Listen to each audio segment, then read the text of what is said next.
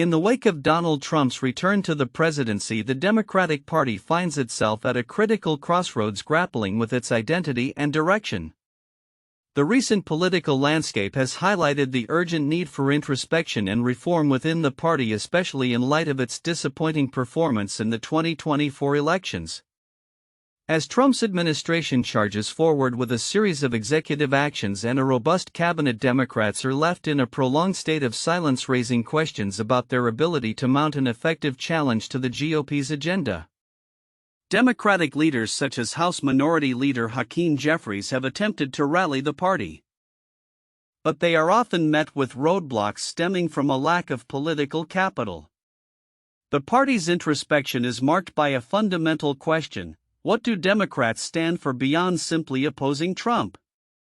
This dilemma underscores a broader need for the party to rebrand itself and reconnect with a diverse electorate that has increasingly felt alienated.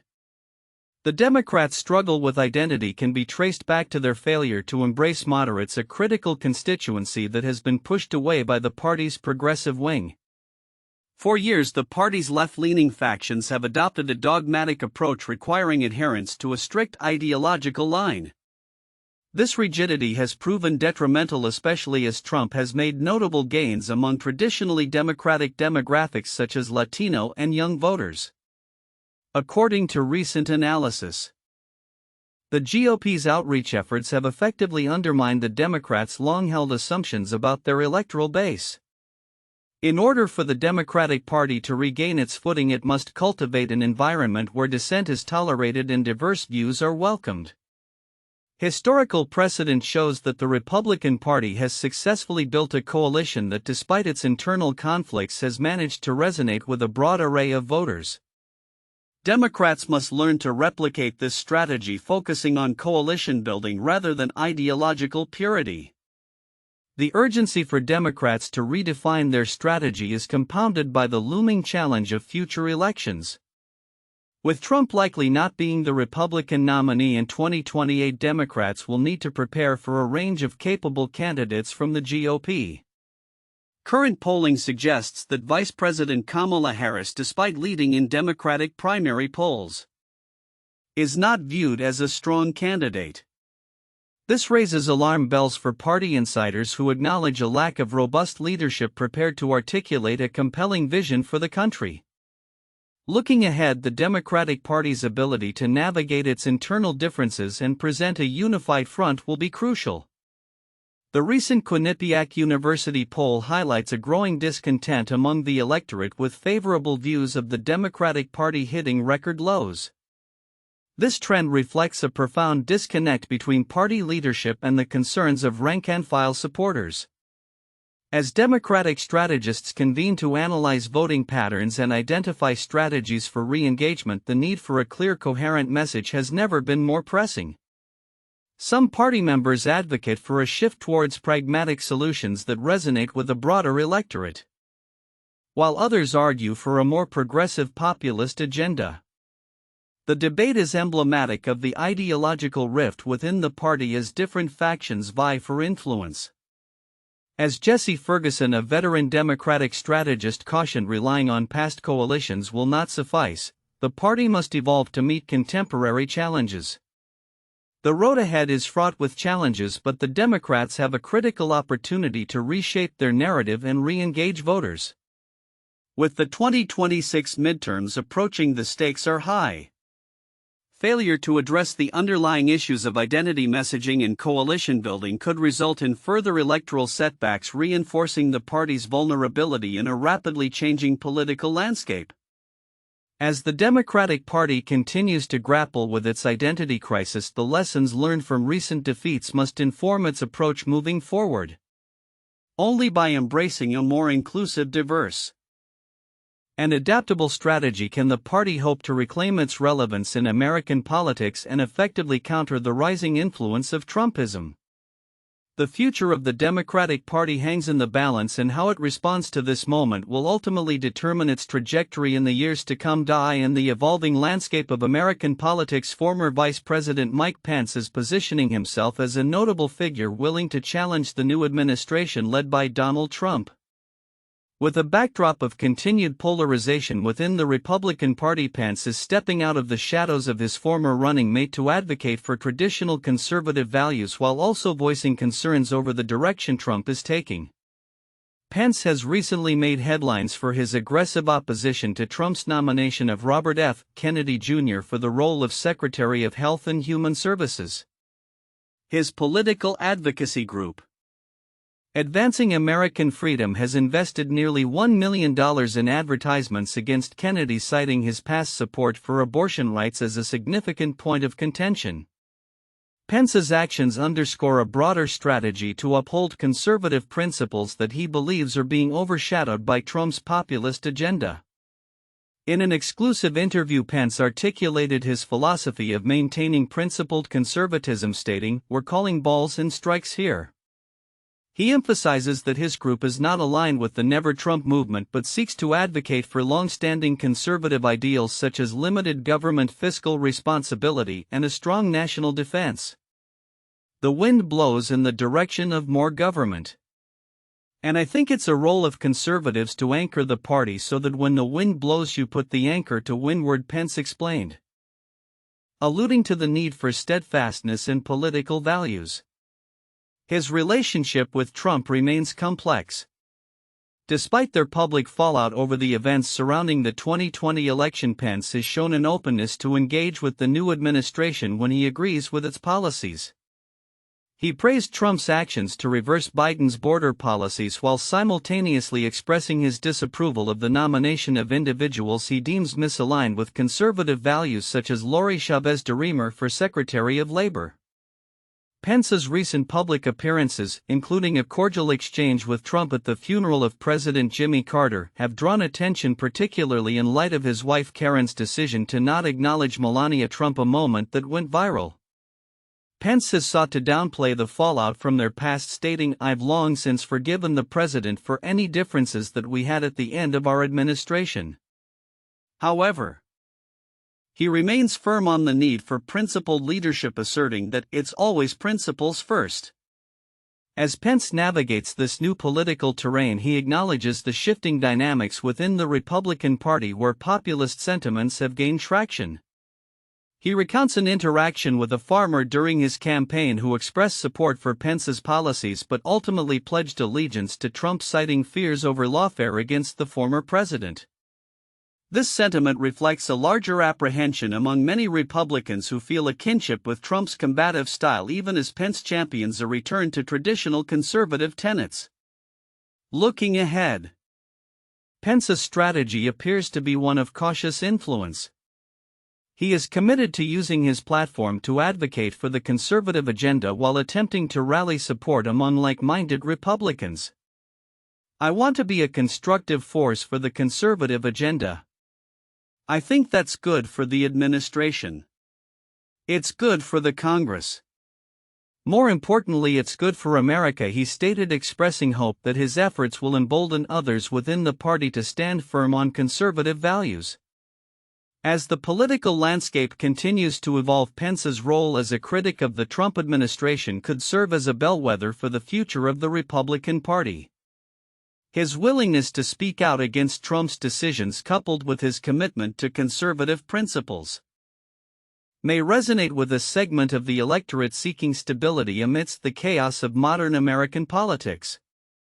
The coming months will reveal whether Pence can effectively influence the direction of the GOP or if he will remain an outlier in a party increasingly defined by Trump's populist approach. The political landscape in Minnesota is gearing up for an intriguing 2026 U.S. Senate race as Adam Schwartz, a retired Navy SEAL and former U.S. Marine Corps infantryman, has officially announced his candidacy.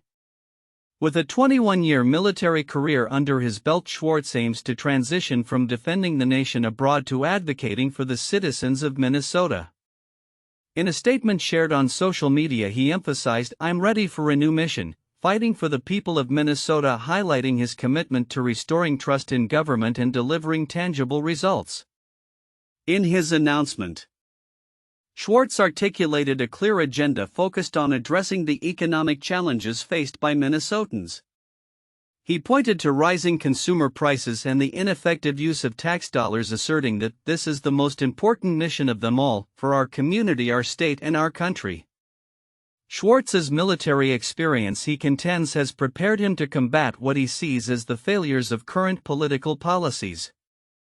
I have spent my life defending America from enemies abroad, and now I'm stepping up to defend our freedoms, our economy, and our way of life from failed policies and political extremism, he stated. Schwartz's platform includes a strong emphasis on economic reform, support for law enforcement, border security, and parental rights.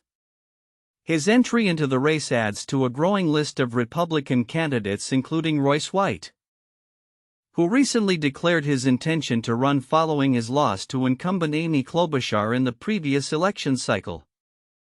The Republican field is shaping up as a response to the recent announcement by incumbent Democratic Senator Tina Smith, who revealed she would not seek re-election in order to spend more time with her family. Lieutenant Governor Peggy Flanagan has already expressed her intention to run for Smith's seat, while other prominent figures, including Governor Tim Walz, have not ruled out their candidacies. As the political climate evolves, the implications of these candidacies extend beyond individual ambitions. Schwartz's military background and focus on economic issues resonate with a segment of the electorate seeking leadership that prioritizes practical solutions over partisan rhetoric. His ability to connect with voters on issues of trust, integrity, and fiscal responsibility will be pivotal as he navigates the primary and general election landscapes.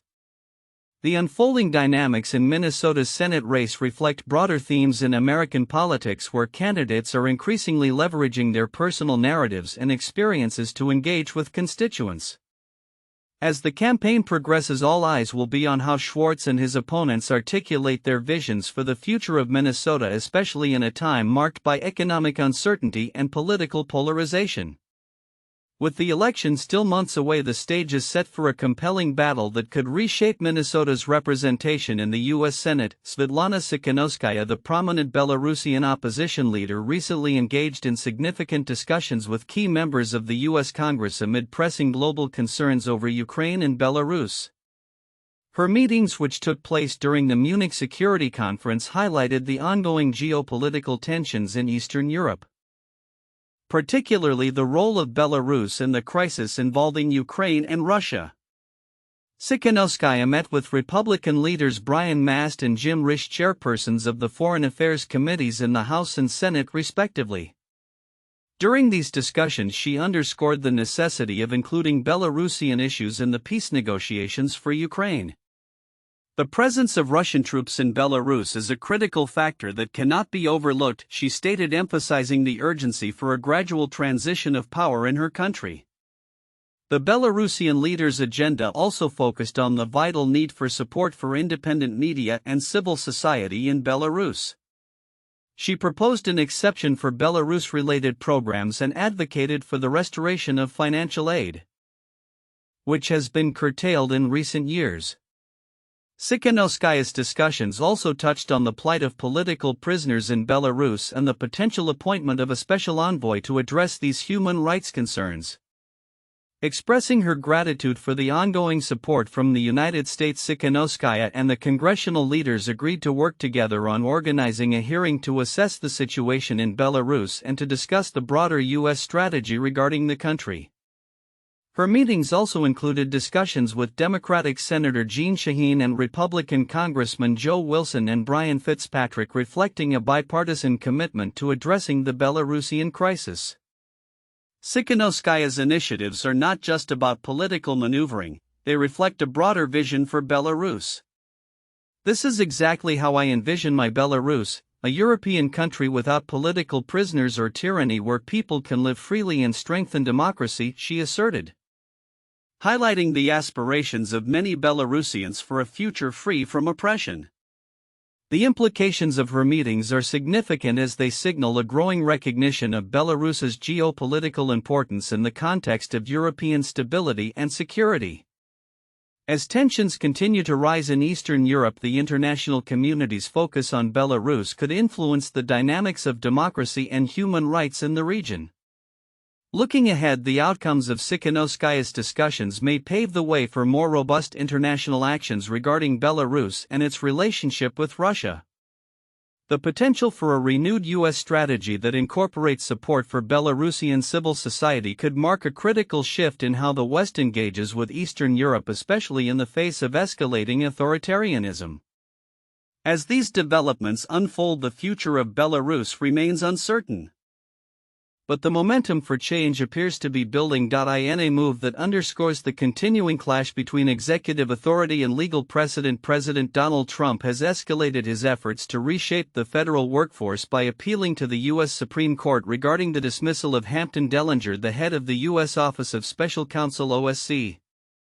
This unprecedented appeal comes on the heels of a series of firings that have seen Trump dismiss various independent agency heads, raising critical questions about presidential power and the limits of executive action. Dellinger's removal was communicated via a terse email earlier this month, prompting him to file a lawsuit against the Trump administration. He argues that his firing violated federal law, which stipulates that heads of independent agencies like the OSC can only be dismissed for cause such as poor job performance. A federal judge in Washington, D.C. initially ruled in Dellinger's favor, issuing a temporary order that allowed him to retain his position pending further legal proceedings. District Judge Amy Berman Jackson emphasized that the dismissal contravened laws designed to protect the agency's independence from political interference. The case is significant not only for its immediate implications but also for its potential to challenge nearly a century of legal precedent. Trump's administration has been systematically reshaping the federal bureaucratic landscape, cutting more than a dozen inspectors general and terminating thousands of federal employees. Since returning to office, Trump has made clear his intent to align federal agencies with his administration's objectives, leading to accusations that his actions reflect a blatant disregard for established legal frameworks. In its emergency appeal to the Supreme Court, the Trump administration contends that lower courts should not dictate the president's choices regarding agency heads. Acting Solicitor General Sarah M. Harris articulated this stance, arguing that no court in American history has mandated a president to retain an agency head against his will. This position raises the stakes significantly. If the Supreme Court sides with Trump, it could effectively overturn the legal protections that have historically insulated certain agency leaders from arbitrary political dismissal. The implications of this legal battle extend beyond Dellinger's case. It threatens to dismantle the safeguards established by the Supreme Court in the 1935 ruling of Humphrey's Executor v. United States, which allowed Congress to set limitations on the president's ability to remove members of independent regulatory commissions. Legal experts suggest that the current Supreme Court, which has shown a tendency to expand presidential authority, may be inclined to revisit and potentially overturn this foundational precedent. Justices Clarence Thomas and Neil Gorsuch have previously expressed skepticism about the Humphreys Executor ruling, suggesting that the court may be ready to re-evaluate the balance of power between the executive branch and independent agencies. Trump's approach has also drawn criticism from Democratic leaders who have labeled it a hostile takeover of independent agencies. They argue that the firings disrupt the balance of power and undermine the protections afforded to whistleblowers and federal employees. In a broader context, the ongoing legal skirmishes reflect the contentious political climate in which executive actions on immigration, healthcare, and civil rights have sparked numerous lawsuits, many of which are expected to ultimately reach the Supreme Court. As the legal showdown unfolds, the ramifications of Trump's actions could reshape the federal workforce and redefine the limits of presidential power for years to come. The Supreme Court's decision on this matter is expected to set a critical precedent that could either solidify the independence of regulatory agencies or pave the way for greater executive control over federal operations. The broader implications for governance and accountability in the U.S. could be profound, as the nation watches closely to see how the highest court interprets these pivotal issues. As the Supreme Court prepares to hear this case, the intersection of law, politics, and executive authority remains a focal point of national discourse, poised to influence the future of American governance.